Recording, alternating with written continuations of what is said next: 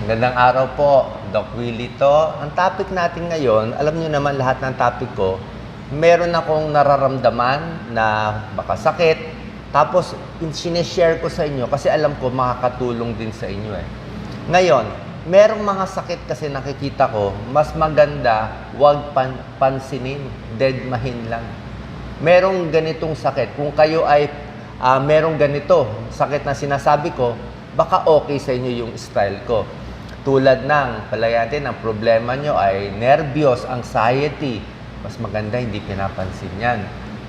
Lalo mo pinapansin yung nervyos, lalo mo gagawa ng test yung katawan mo, ay lalo kang nenervyusin.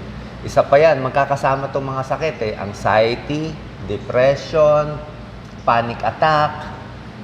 Maganda hindi pinapansin yan. Irritable bowel syndrome, makulo lagi ang tiyan. Pag na-stress, makulo, dudumi, titigas ang dumi. Stress din yan. Sakit ng ulo, minsan stress din yan. Matitigas na muscle, stress din. Isa pa, tinnitus. Tinnitus, umuugong ang tenga, parang may bubuyog, parang may aircon na maingay. Kasama rin yan sa stress. So kung ganito ang mga sakit, mas maganda minsan, hindi pinapansin, hindi masyado ginagalaw. Libangin mo sarili mo, mas okay ka. Okay? Pagdating naman sa mga sakit na kailangan pansinin, yung mga pinapagalitan ko, yung mga followers ko, uy, gawin mo to, inumin mo to. Ito yung mga sakit na kailangan mong gamutin kasi mabilis ang gamutan. Ito tayo sa second part, mga high blood na mataas ang blood pressure, ay kailangan gamutin. Napakataas, isang tableta lang. Baka amlodipine, losartan, captopril, mabilis lang yan. Diba, mura lang. Bababa blood pressure, haba buhay. So, high blood, diabetes, cholesterol, kailangan gamutin. Diba? Mabilis gamutin. Kung di makuha sa diet, gagamutin. Mga sakit na appendix, syempre gagamutin mo. Napakabilis gamutin. O, operahan. After 2-3 days, magaling ka na. Hindi mo operahan, puputok yan. Di namatay pa yung pasyente. Pulmonya, gagamutin. Napakabilis. So, yung mga sakit na mabilis gamutin, gagamutin natin agad. Panalo tayo doon. Tapos sinabi ko nga, yung una, yung mga sakit na sa nervyos, yung mga makukulit na sakit, minsan maganda rin dinededma. Pangatlong grupo ng sakit, ito yung mga malalang sakit. Yung mga cancer, mga stage 3, stage 4, lalo na stage 4 cancer.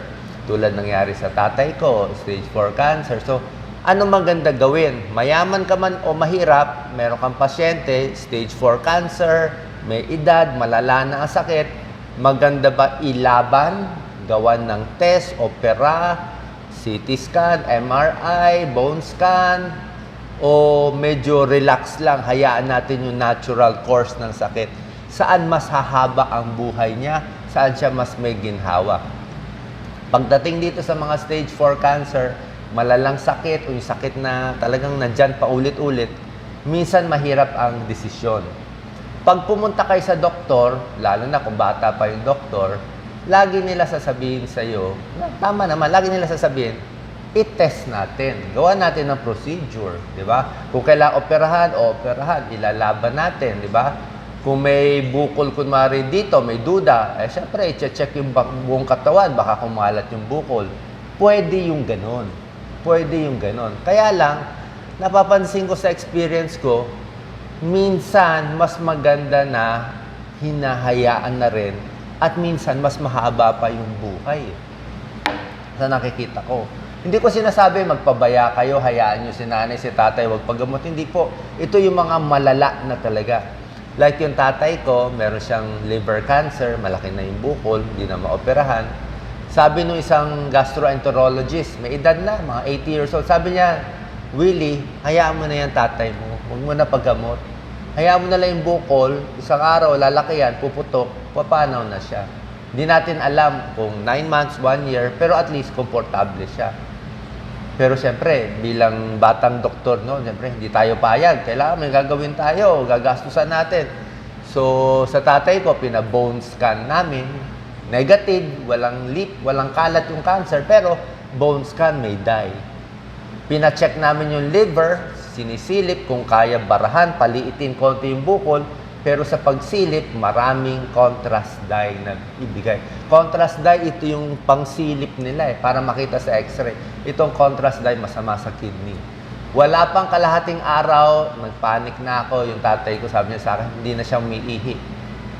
So, hindi na umiihi. Pagkatapos ng procedure, dinala sa ospital, dialysis, ICU, ilang buwan dialysis, namatay din. Naghirap lang. Baka mas umiksi ang buhay niya. Kakagalaw namin. Diba? May ganun. Meron din ako isang pasyente na kakilala, problema naman niya, dumurugo sa ilong, dumurugo sa tiyan. So, itong sakit na to, ibang klase yung sakit niya, chronic pang matagalan. Talagang malambot yung mga arteries. Talagang dumudugo. So, ang ginawa sa kanya, siyempre, ENT babanatan yung ilong. Cautery, ilang cautery siguro, 3, 4. Sa tiyan, ilang bara, ilang gastroscopy, ilang bara, ilang tapal. Alam mo, inisip ko, ngayon dumurugo pa rin, mas lumala pa So, kakagalaw, baka lalong nalamog yung mga muscle. Hindi ko masabi pero parang ganoon Meron din ako isang kakilala, may sakit sa puso, malala yung sakit sa puso niya. So, galawin, di galawin. Galawin mo, delikado. Hindi mo galawin yung sakit sa puso, delikado. Minsan, gusto namin, relax ka na lang, bahay na lang, huwag na lang galawin. Kahit talagang makipot kasi matanda na siya. Yung anak, gusto pagalawin. And then, may magaling na doktor dito, angiogram, angioplasty. Pinagalaw, so, namatay sa lamesa. Patay doon sa operating table, patay yung pasyente. So, merong ganon na mas ginalaw, mas lumala. Tawag nga namin dyan, iatrogenic Pero meron din namang iba na mas maganda ginagalaw, lalo na kung magagaling yung mga center, talagang nilalaban, o lalo na sa mahihirap, tulad nga na sinabi ko, pag mga appendix, opera agad yan, kung mga gallbladder stone na masakit, may nana, tanggal agad yan, walang kaso. Yung mga simple na kaya gamutin agad.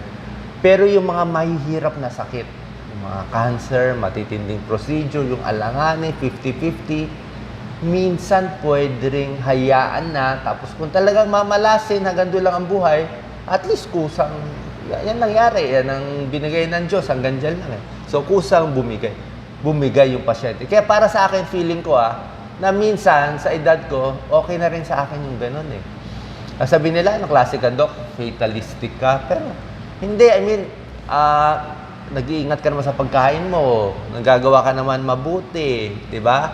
So, sa akin, kung talagang mamalasin, tatamaan ka na masamang sakit, todo ingat naman tayo, wala na tayong magagawa. Kasi kung talaga ipipilit mo, itest, mahirap din. Nililinaw ko lang para hindi kayo malito. Baka nalilito kayo. Yung mga test na sinasabi ko, medyo ingatan. Yung mga matatapang na procedure, yung mga angiogram, may mga risk yan. Yung mga may silip-silip, talagang mga tinutusok, may risk yon. Kahit yung mga CT scan, MRI, paulit-ulit, may risk din yon. Yung mga naglalagay ng mga dye, yung ini-inject ka para sumilip, may konting risk yon. Pero yung mga simpleng medical procedure, hindi delikado. Yung mga blood test, kahit ilang blood test kayo, hindi mo kayo maubusan ng dugo. Okay lang yon. Kahit yung mga x-ray, hindi naman delikado. Mga 3-4 na x-ray isang taon, walang kaso yon.